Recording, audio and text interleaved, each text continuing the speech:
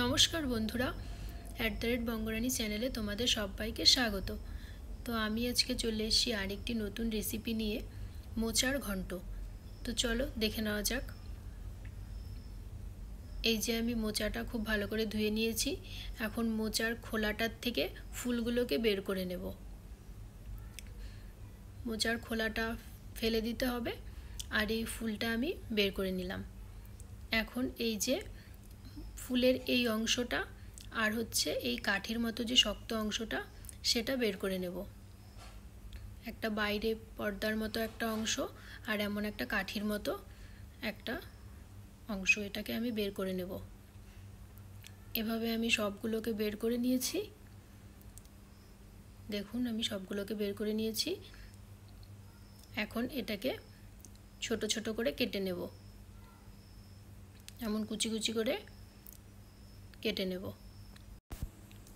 তো আমি মোচাটার ভেতর থেকে সবগুলো ফুল এমন করে বের করে নিয়ে তারপর কেটে নেব। এই রেসিপিটা আমি সম্পূর্ণ নিরামিষ পদ্ধতিতে করব। আর দেখো, এখানে সবগুলো ফুল বের করে নিয়েছি। বের করে এমন কুচি কুচি করে কেটে ভালো করে পরিষ্কার করে ধুয়ে নিয়েছি। আর এখানে আমি আলু নিয়েছি এমন ছোট করে কেটে। তারপর কড়াইতে জল দিয়ে দিলাম, আর দিয়ে দিলাম লবণ আর হলুদ। তারপর জলটা ফুটে গেলে কেটে রাখা মোচাটা দিয়ে দেব।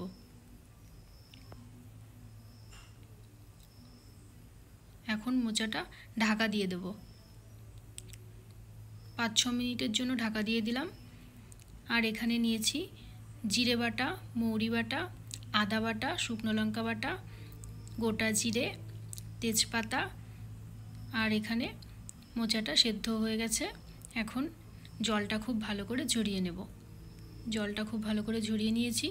আর এখানে কড়াইতে দিয়ে দিলাম সর্ষের তেল। তেলটা গরম হয়ে গেলে দিয়ে দেব সাদা জিরে আর 2টো শুকনো লঙ্কা আর তেজপাতা। তারপর একটু ভেজে নেব জিরেটা আর শুকনো লঙ্কাটা। তারপর আলুগুলো দিয়ে দেব। এখন দিয়ে দিলাম লবণ আর হলুদ। তারপর লবণ আর হলুদটা ভালো করে মিশিয়ে নেব। তারপর ঢাকা দিয়ে দিলাম। তারপর কিছুক্ষণ পর ঢাকাটা তুলে নিলাম। আলুটা বেশ ভাজাও হয়ে গেছে আর সেদ্ধও হয়ে গেছে। আর এখানে আলুটা একটু ভালো করে ভেজে নিতে হবে। তারপর দিয়ে দিলাম সেদ্ধ করে রাখা মোচা। এখন আলুর সাথে খুব ভালো করে মিশিয়ে নেব। তারপর দিয়ে দিলাম লবণ। আগে আমি লবণ দিয়েছি, তার জন্য এখানে অল্প পরিমাণে দিলাম। এখন খুব ভালো করে মিশিয়ে নেব। আর হলুদ তো সেদ্ধর সময় দিয়েছিলাম, তারপরে আর অল্প একটু দিয়েছিলাম। তারপর দিয়ে দিলাম আদা বাটা, জিরে বাটা আর হচ্ছে মৌরি বাটা, শুকনো লঙ্কা বাটা। এখন মশলাটা খুব ভালো করে মিশিয়ে নেব।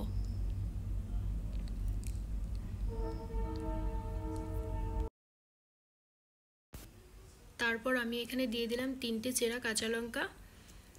এখন খুব ভালো করে মোচাটা ভেজে নেব। মশলাটার সাথে খুব ভালো করে মিশিয়ে ভেজে নেব। তো মোচাটা আমি ভালো করে ভেজে নিয়েছি। এখন কিছুটা জল দিয়ে দেব। যেহেতু মোচাটা আমি মাখো মাখো করে করব, তার জন্য অল্প পরিমাণে জল দিয়ে দিলাম। এখানে আমি খুব বেশি জল দেব না, কিছুটা জল দিয়ে জলটা ফুটিয়ে নেব। তারপর জলটা ফুটে গেলে দিয়ে দেব গরম মশলা। তারপর গরম মশলাটা খুব ভালো করে মিশিয়ে আর কিছুক্ষণ ফুটিয়ে নামিয়ে নেব। তো তোমাদের যদি ভিডিওটা ভালো লেগে থাকে, লাইক, কমেন্ট আর শেয়ার করে দিও। আর আমার চ্যানেলটা এখনও যারা সাবস্ক্রাইব করোনি, তারা প্লিজ সাবস্ক্রাইব করে দিও। তো আজকের মতো টাটা, দেখা হবে নেক্সট।